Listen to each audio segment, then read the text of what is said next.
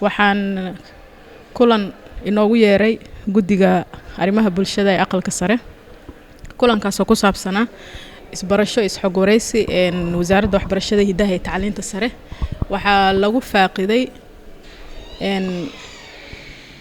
la iskala xog wareystay arrimaha wasaaradda waxbarashada iyo tacliinta sare hortawinta u leh qorshayaasha waxbarasho gaar ahaan qorshaha sanadlaha ee wasaaradda waxbarashada hidaha iyo tacliinta sare.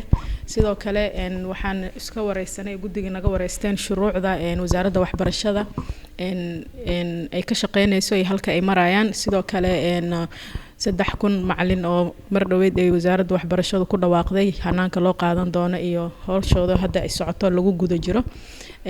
waxaan uga mahadcelinaynaa guddiga arrimaha bulshada ee aqalka sare sida daaha furan ku saleysan fahamka gudaha dhibliga ah ay u hayaan arrimaha bulshada gaar ahaan arrimaha waxbarashada iyo maxaa la yiraahdaa su'aalaha ku qotoma tayada waxbarashada iyo maxaa la yiraahdaa macalinka Soomaaliyeed iyo ardayga Soomaaliyeed oo aad u taabteen.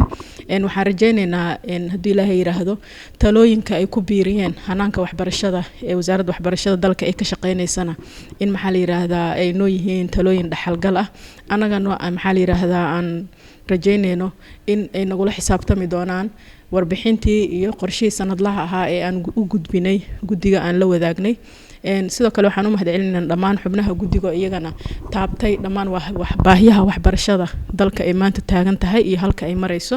insha Allah waxaan rajaynaynaa haddii Ilaahay yiraahdo in anagoo gacmaha is haysana aan ka gudubno caqabado badan oo maanta aan isla aragnay. wasaaraduna waxaa ka go'an ay sidoo kale la wadaagtay guddiga waxbarashada guddiga arrimaha bulshada iyo maxaa la yiraahdaa aqalka sare ilaa iyo labada aqalba iyo baarlamaankaba qorshaheedu inay ka mid tahay in la tayeeyo macalinka Soomaaliyeed sidoo kalena si loo helo waxbarasho tayeysan. marka aad u mahadsantihiin oo billahi tawfiiq.